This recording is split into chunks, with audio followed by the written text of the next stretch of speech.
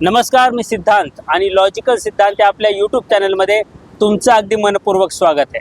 तर महाराष्ट्रात सध्या लैंगिक अत्याचाराची 3 प्रकरणं गाजत आहेत. त्यातलं पहिलं प्रकरण म्हणजे खरात प्रकरण. ते आपल्या चॅनलवर तुम्ही अनेकदा बघितलं असेल किंवा त्याबद्दलचे वेगवेगळे अँगल देऊन असणारे जे व्हिडिओज आहेत ते तुम्ही आपल्या चॅनलवर बघितले असतील.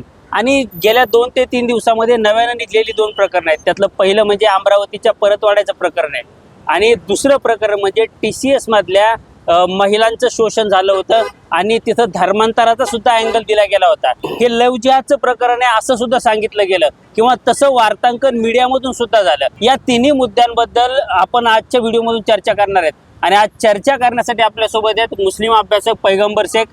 भाई नमस्कार, स्वागत आहे तुमचं लॉजिकल सिद्धांतमध्ये. धन्यवाद, मनापासून धन्यवाद.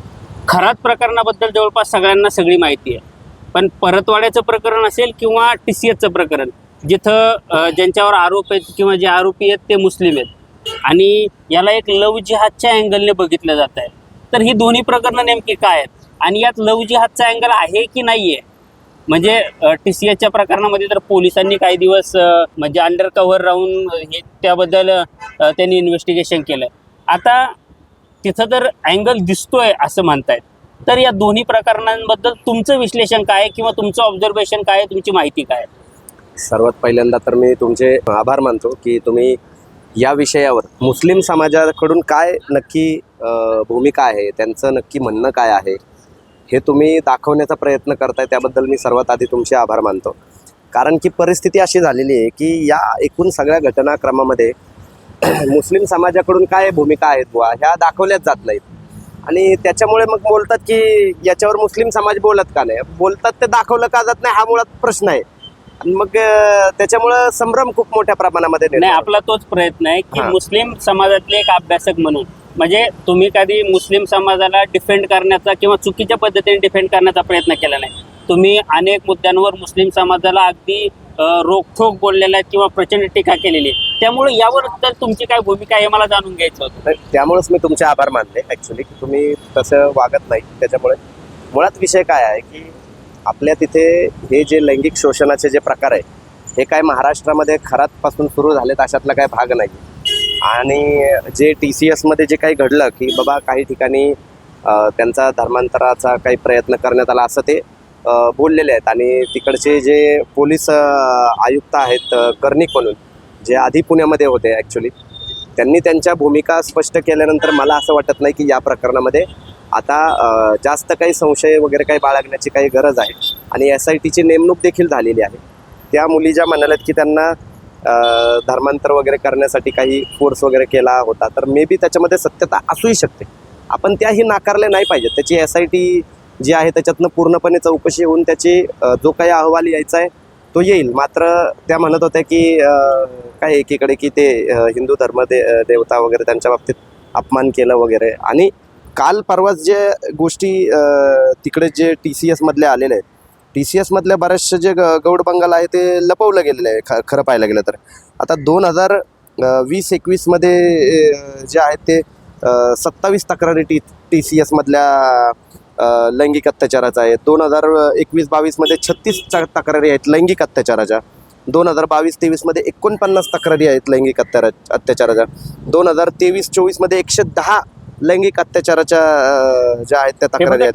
TCS मधलं फक्त सांगतोय मी. TCSच्या वार्षिक अहवालातील माहिती पेपर आउट झालेली आहे. ही माहिती 2024-25 मध्ये 125 लैंगिक अत्याचाराच्या घटना घडलेल्या आहेत. माझं मुळात म्हणणं काय की मी आपल्या यूट्यूब चॅनलच्या माध्यमातूनच मी त्याच भाषेमध्ये बोलतो की या सगळ्या घटनांकडे धार्मिक अँगलने जे लोक पाहतात त्या 1 नंबरचे हरामखोर लोक आहेत ॲक्च्युली. यांच्यामुळे प्रॉब्लेम काय होतोय की या लोकांमुळे खरंच ज्या महिलांवर लैंगिक अत्याचार होतात त्यांच्याकडे पाहण्याचा जो अँगल आहे तो लोकांचा पूर्णपणे बदलून जातो. आणि आरोपी जो आहे या सगळ्या प्रकरणांमध्ये मोकाट राहतात पूर्णपणे. आता एवढे सगळे लैंगिक अत्याचाराच्या घटना, शेकडो घटना घडलेल्या आहेत. 2020 पासूनचा आपला समोर जो पेपर आउट अहवाल जो आलेला आहे TCSचा अहवाल आहे तो काय माझा अहवाल नाही. पण तो जरी अहवाल असला तरीही धर्मांतराच्या उद्देशानं आमचं लैंगिक शोषण झालं असं त्या महिलांचं म्हणणं आल्यामुळं त्याला धार्मिक अँगल येणार आहे. म्हणजे ते साहजिकच आहे ना, तशी चर्चा तर होईलच. मी तेच म्हणतोय तुम्हाला की धर्माचा अँगल, धर्माचा विकृत पद्धतीने काहीतरी वापर करणारे जर लोक असतील तर त्यांच्यावर कायदेशीर कडक कारवाई झाली पाहिजे. याच्या बाबतीमध्ये जर मुस्लिमांकडून जर विचारलं जाल तुम्हाला, तर मुस्लिमांमध्ये हे जे विवाहबाह्य संबंध या सगळ्या गोष्टींना कुठल्याही पद्धतीची अनुमती इस्लामने दिलेलीच नाही. तर धार्मिक अँगल येतो कसा, हा सगळ्यात मोठा प्रश्न.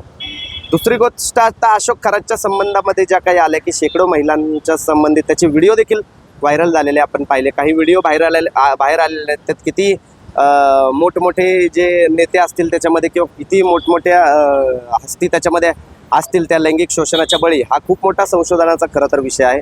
मात्र जे आलं त्याच्यावरून आपण हे सांगतोय की जे खरातने केलं, त्या खरातच्या ज्यावेळेस त्याची चौकशी करण्यात आली, त्या चौकशी अंती तो काय म्हणाला की तो विधीचा एक भाग आहे.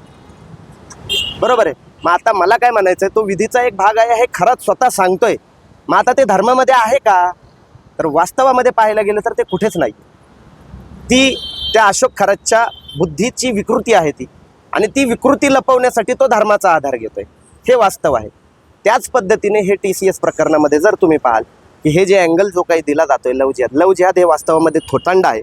मी स्पष्टपणे सांगतो की काही ठिकाणी काही महिलांवर अत्याचार झालेही असेल आणि त्या ठिकाणी धर्माचा वापर केला गेलाही असेल.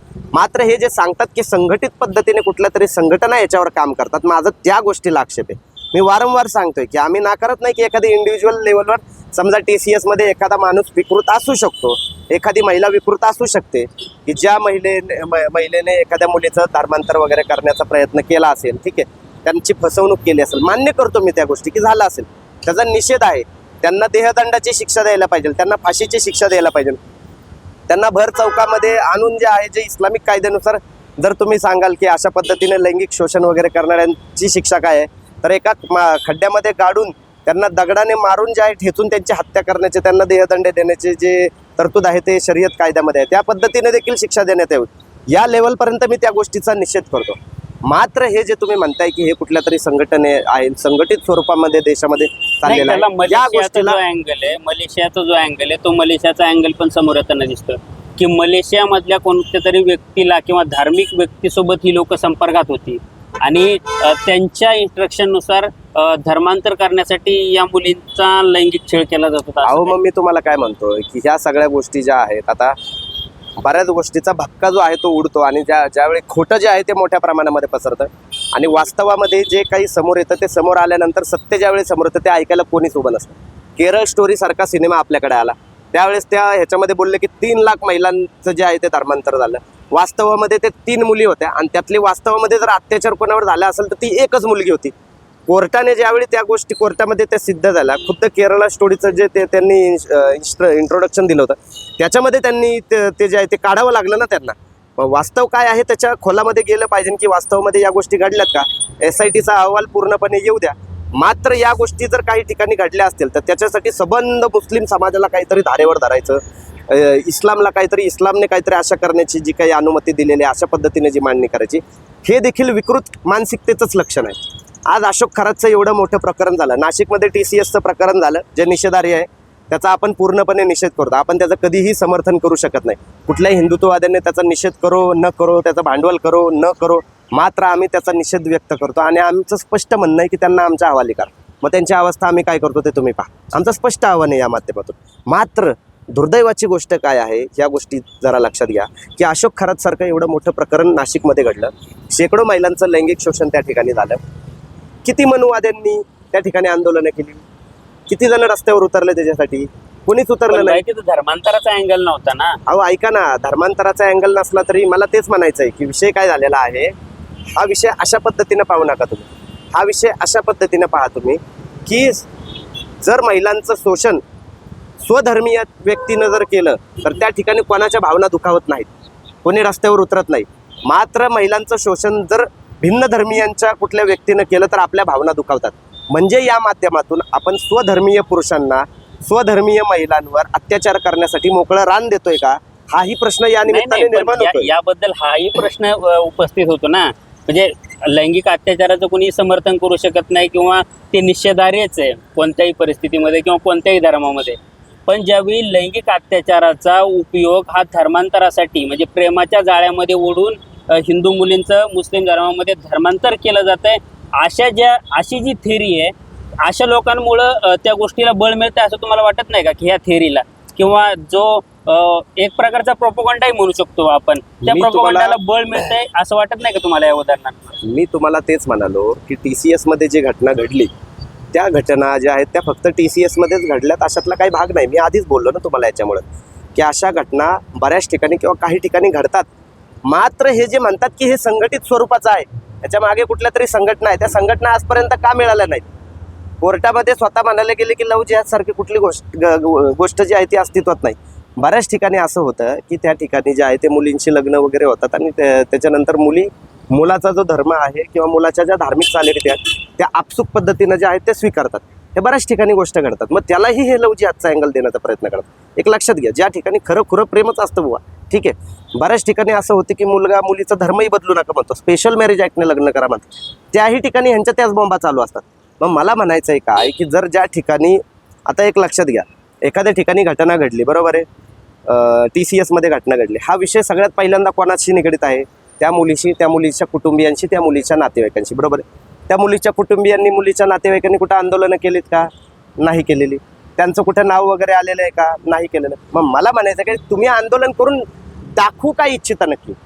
केंद्रामध्ये तुमचं सरकार आहे, राज्यामध्ये तुमचं सरकार आहे, गृह खातं तुमच्याकडे आहे, पूर्ण पोलीस दल जे आहे ते तुमच्याकडे आहे, तुम्हीच आंदोलनं करताय. मग तुमचं काम नक्की काय आहे हे ठरवून घ्या. आंदोलन करायचं काम कोणाचं होतं? TCS मधल्या प्रकरणाच्या नंतर आंदोलन करायचं काम हे काँग्रेस जनांचं होतं. कारण सरकार जर यांचं आहे तर सरकार काय झक मारतंय काय? मग जर मुलींवर जर अत्याचार होतं, हिंदू मुलींवर जर अत्याचार होतं तर सरकार काय झक मारतंय का? मग अशोक खरात सारखी प्रकरणं होतात, मग हे सरकार काय झक मारतंय का? मग ह्याच्यासाठी काँग्रेसने आंदोलनं करायला पाहिजे. मात्र आंदोलनं करतोय कोण? हेच आंदोलनं करतात. ह्यांच्याच राज्यामध्ये मुलींवर अत्याचार होत आहे, ठीक आहे, आणि आंदोलन देखील हेच करतायत. मग विरोधकांना स्पेस कुठं ठेवलेला आहे? मग जर आंदोलन तुम्ही करताय तर विरोधक आंदोलनही करत नाहीत ना. हा, मग त्याची लाज विरोधकांना देखील वाटली पाहिजे ना की ह्यांनी जे आहे ह्यांनी स्पेसच ठेवलेले नाही आंदोलन करायला. मुळात हे जे सगळं महिला अत्याचाराचे हे जे गोष्टी घटना घडत आहेत किंवा काही ठिकाणी जे TCS मध्ये धर्मांतर जबरदस्तीने करण्याचा जो काही प्रयत्न केला जात आहे, याची नैतिक जबाबदारी या सरकारने घेतली पाहिजे, भाजप सरकारने. आणि हे भाजप सरकार जबाबदारी घेण्याचं सोडून हेच जे आहे ते सवंग द्वेष पसरवतात. मग याची जबाबदारी घेणार कोण? मुस्लिम समाजाने जबाबदारी घ्यायची का? का घ्यायची मुस्लिम समाजाने नाही, पण जबाबदारी? जर मुस्लिम धर्मामध्ये धर्मांतर होत असेल तर मुस्लिम समाज म्हणून किंवा मुस्लिम समाजामधले एक घटक म्हणून किंवा ते मुस्लिम समाजातले अभ्यासक म्हणून तुमची काय भूमिका आहे आता? मी माझी भूमिका आधीच मांडली ना की मी त्या गोष्टीचा निषेध केलेला आहे, ठीक आहे. इव्हन मी त्याही पलीकडे जाऊन बोललो की बुवा त्यांची अवस्था काय करू शकतो मुस्लिम समाज, हे मुस्लिम समाजाकडे त्यांना सोपवून द्या, ते शरीयत कायद्यानुसार त्यांना शिक्षा देतील. मी तर स्पष्टपणे सांगितलं, निषेध आहे त्या गोष्टीचा. हो, मात्र या आडून जे लोक स्वेच्छेने काही धर्मांतर करतात, कोणी इस्लाममधून हिंदू धर्मात जातं, बौद्ध धर्मात जातं, ख्रिश्चन होतं, शीख होतं, कोणी हिंदू धर्मातून इस्लाममध्ये जातं, बौद्ध होतं, शीख होतं, ख्रिश्चन होतं, किंवा इतर वेगवेगळ्या धर्मातून वेगवेगळ्या धर्मांमध्ये जातात, त्यांच्यावर अंकुश आणण्याचा कोणीही प्रयत्न करणं हे पूर्णपणे चुकीचं आहे. यांचा एकूण धर्मांतराला विरोध, हे लक्षात घ्या. या देशामध्ये सगळ्यात मोठं धर्मांतर जर कुठलं झालं असेल तर ते दीक्षाभूमीवर झालं. डॉक्टर बाबासाहेब आंबेडकरांनी जे आहे ते केलं, ठीक आहे. ते हिंदू धर्मातून निघाले आणि बौद्ध धर्मात गेले. मी हिंदू म्हणून जन्मलो तरी हिंदू म्हणून मरणार नाही अशी घोषणा केली आणि त्यांनी धर्मांतर केलं. त्या बाबासाहेबांच्या महाराष्ट्रामध्ये आपण धर्मांतरावर कुठल्याही धर्मामध्ये जाणं, बरं का, मी हे म्हणत नाही की कुणीतरी इस्लाममध्ये या बुवा, माझं असं काही म्हणणं नाही. इस्लाममधूनही कोणी हिंदू धर्मात जात असेल, बुद्धिस्ट कोणी होत असेल, ख्रिश्चन होत असेल, शीख होत असेल, तर त्यांना देखील कुठल्याही पद्धतीचा अंकुश नसावा. धर्म स्वातंत्र्य जे आहे ते प्रत्येकाला असावं. यांचा प्रॉब्लेम काय झालेला आहे की हे इतरांना धर्म समजूनच घेऊन देत नाहीत, दुसरे कुठलेच धर्म समजून घेऊन देत नाहीत, आणि स्वतःच्या धर्माचं जे काही प्रेझेंटेशन आहे तो स्वतःच्या विकृत वागणुकीतून वेगळ्या पद्धतीने करत आहेत. ही गोष्ट लक्षात घ्या. असंच एक प्रकरण किंवा सिमिलर टाईपचं प्रकरण, त्याला सुद्धा लव जिहादचाच अँगल काही जण देण्याचा प्रयत्न करतात.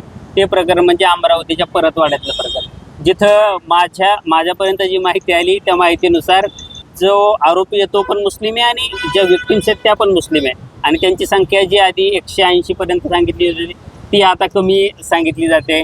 किंवा हे प्रकरण नेमकं काय आणि तुम्ही कसं बघता याकडं की आरोपी मुस्लिम आणि विक्टिम पण मुस्लिम?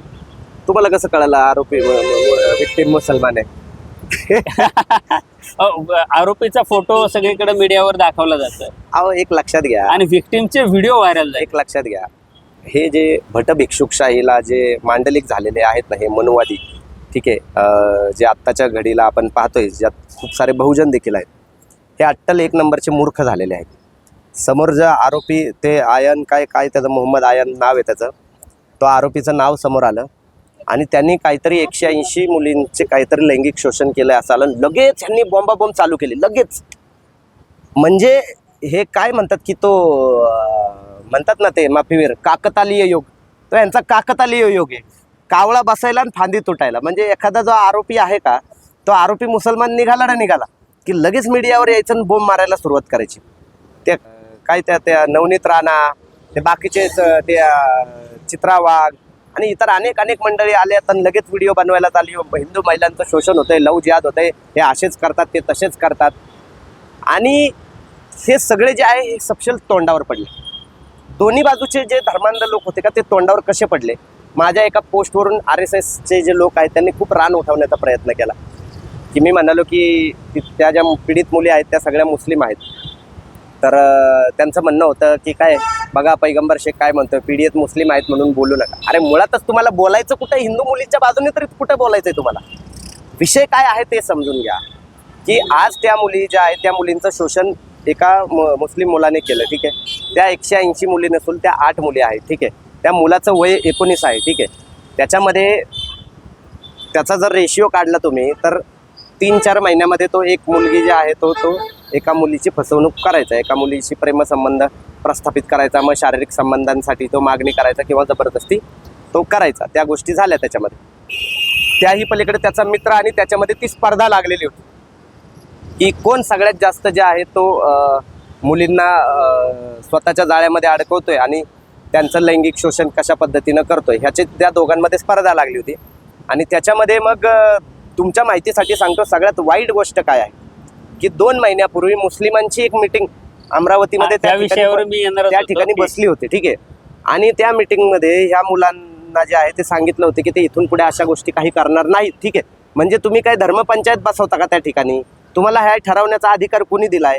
जर त्या ठिकाणी मुलींचं लैंगिक शोषण झालेलं आहे तर त्याच्यावर कायदेशीर कारवाई व्हावी ही तुमची भूमिका पाहिजे ना. तुम्ही इथून पुढे असं करू नका ही भूमिका तुमची असली नाही पाहिजे. बरं, त्याही पलीकडे जाऊन मग 2 महिन्यानंतर त्या मुलाकडे जे आहे तो व्हिडिओ होता दुसऱ्या मुलाकडे, त्या मुलाचे आणि या मोहम्मद आयन या मुलाचे काहीतरी आर्थिक व्यवहारावरून फिसकटलं आणि त्याच्यानंतर त्याने त्याचे जे व्हिडिओ आहेत ते व्हायरल केले आणि त्याच्यानंतर हे रान सगळं उठलं. आणि या सगळ्या प्रकरणामध्ये या नवनीत राणा, त्या जे काही भाजपाईचे जे लोक होते हे सगळे लोक प्राथमिक कुठल्या उद्देशाने पडले असतील तर त्या मुली आहेत या उद्देशाने त्या पडलेल्या नाहीत.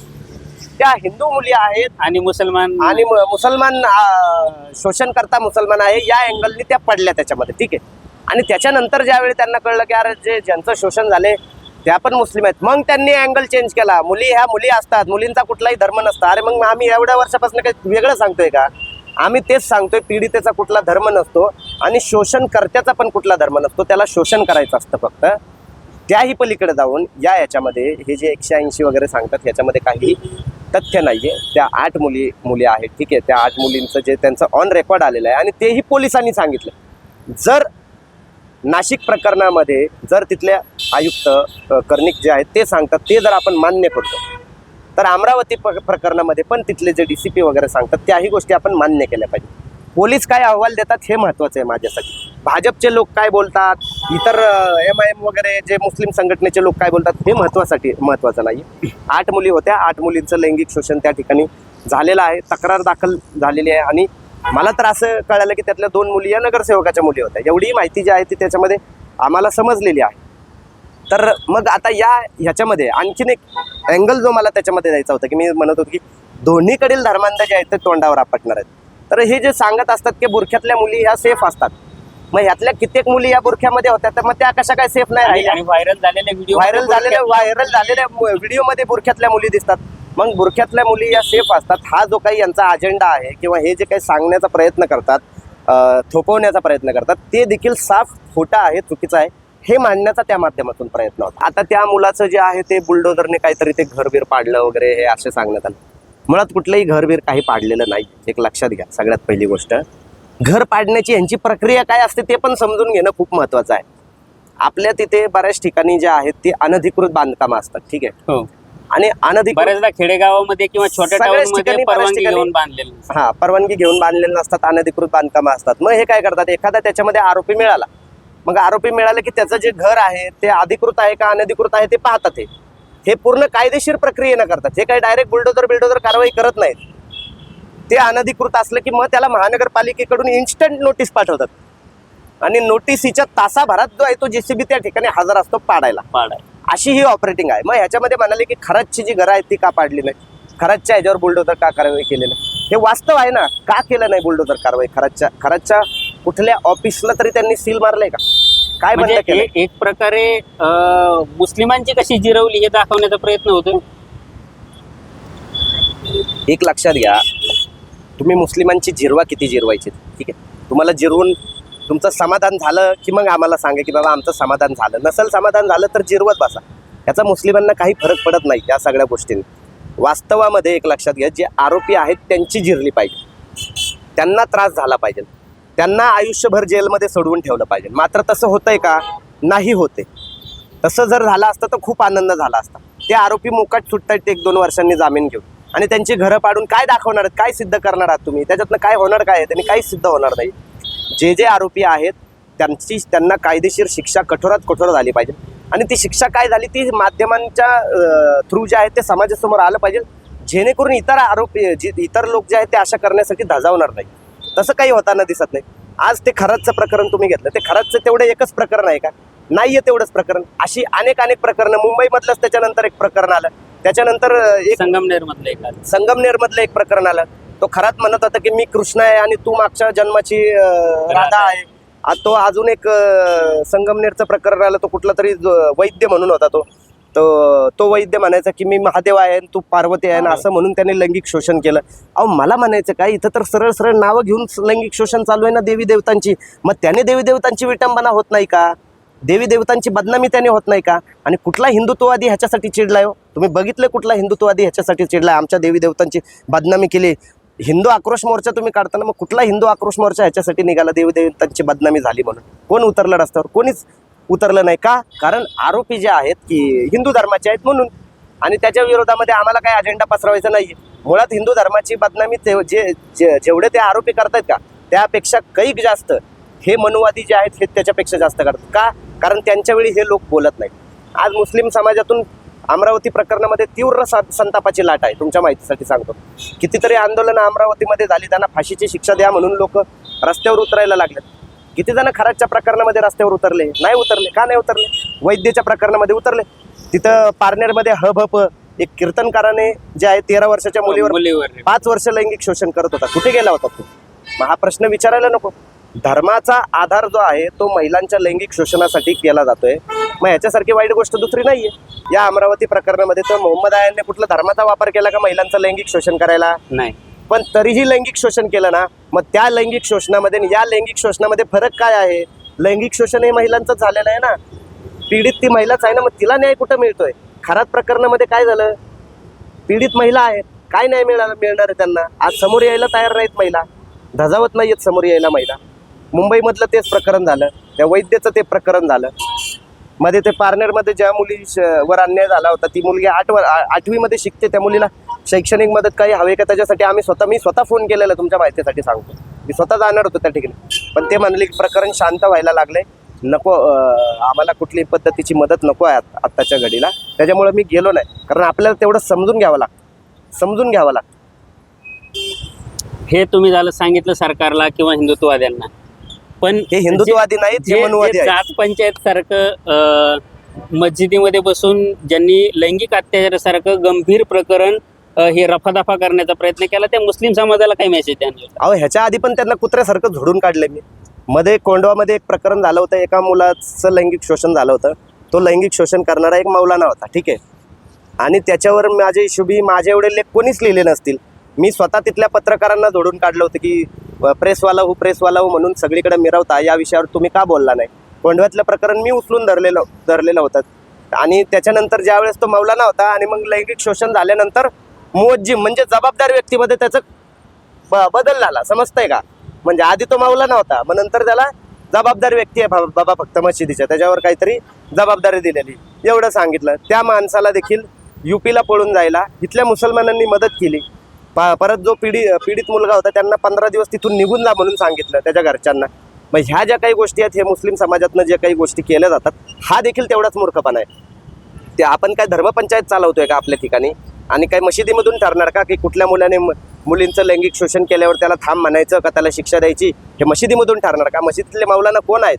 त्यांचं काही ते संवैधानिक पद आहे का? नाही आहे ते संवैधानिक पद. मशिदीतले मौलाना काय न्यायाधीश आहेत का? नाही आहेत ते न्यायाधीश. मग या सगळ्या गोष्टी ज्या आहेत या सगळ्या गोष्टींचा जो सोक्षमोक्ष आहे तो कोर्टातून लागणं अभिप्रेत होता, पोलीस स्टेशनमधून लागणं अभिप्रेत होता.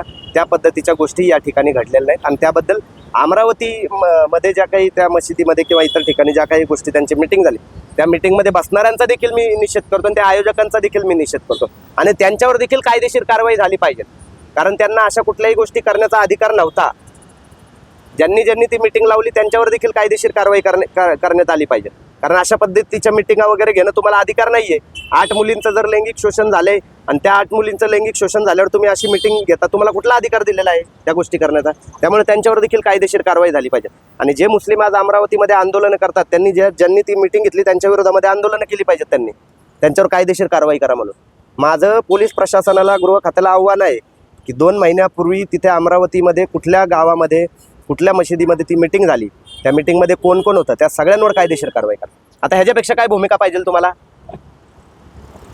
तर हे होते पैगंबरबाई, म्हणजे ज्या मुस्लिम समाजावर सध्या मीडियामधून किंवा भाजपकडून, हिंदुत्ववाद्यांकडून प्रचंड आगपाखड सुरू आहे, त्या मुस्लिम समाजामधला एक तार्किक आवाज काय आहे? मला अजून एक शेवटचं आव्हान करायचं फक्त, सॉरी टू इंटरप्ट यू परत एकदा की मी पुनश्च एकदा सांगतो की महिलांवर जे अत्याचार वगैरे होतात, जे लैंगिक शोषण होतात आणि त्याच्यासाठी जे काही धर्माचा वापर केला जातोय असं दाखवलं जात आहे किंवा जे धार्मिक अँगलने ते पाहायला सांगितलं जाते, त्या सगळ्यांना माझी नम्र विनंती आहे की महिलांवर होणारे जे अत्याचार आहेत ते सगळे कधीही धार्मिक चष्म्यातून पाहू नका.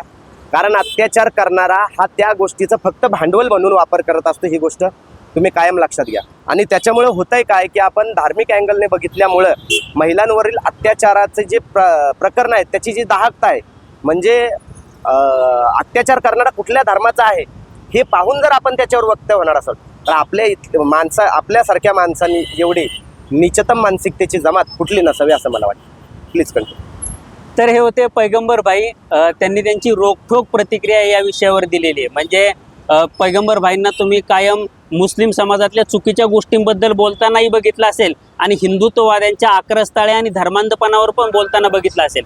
आता एवढं गंभीर प्रकरण झाल्यानंतर मीडियामधून किंवा भाजपकडून किंवा हिंदुत्ववाद्याकडून ज्यावेळी मुस्लिम समाजाला झोडपून काढण्याची भूमिका केली जाते किंवा एक प्रकारे मीडियामधून झोडपून काढलं जात असताना मुस्लिम समाजातला तार्किक आवाज नेमका काय म्हणतोय ते समजून घेण्याचा हा प्रयत्न होता आणि त्यासाठी भाईंचा आम्ही इंटरव्ह्यू घेतला. भाई तुम्ही आलात त्याबद्दल खूप खूप धन्यवाद. आपण बोलत राहू, भेटत राहू. मला अशी विनंती आहे की आत्ता जे प्रकार आपल्या समोर घडला ते प्रकार पण थोडासा तुम्ही सांगा की एक मुलगा त्या मुलीला मारत होता, त्या मुलीने कुठला शर्ट घातला होता, हिंदू मुलगी होती, हिंदू मुलगा होता, किती कानाखाली मारलं ते जरा सांगा तुम्ही शेवटाला इथे. आणि हाच जर आता तो जर नमाजी टोपी घालून असणारा मुलगा जर असता किंवा जर काही गोल टोपी घाललेला मुलगा असता तर आपल्या काय भूमिका असत्या? आपण प्रश्न आहे ना, आपण डोळ्याने आपण सगळ्यांनी पाहिले. आता चालतंय. या प्रसंगावर मी एक वेगळा व्हिडिओ बनवतोय, येत्या 2 ते 3 दिवसात तुम्हाला तो व्हिडिओ बघायला मिळेल. तर पैगंबर भाईंचा हा विचार तुम्हाला कसा वाटतो किंवा मुस्लिम समाजातला एक तार्किक विचार किंवा तर्क सुसंगत मांडणी तुम्हाला कशी वाटते हे मला कमेंट बॉक्समध्ये सांगा. व्हिडिओ आवडला असेल तर व्हिडिओला लाईक करा आणि असेच नवनवीन व्हिडिओ पाहण्यासाठी लॉजिकल सिद्धांत आपल्या यूट्यूब चॅनलला सबस्क्राईब करायला तेवढं विसरू नका. धन्यवाद.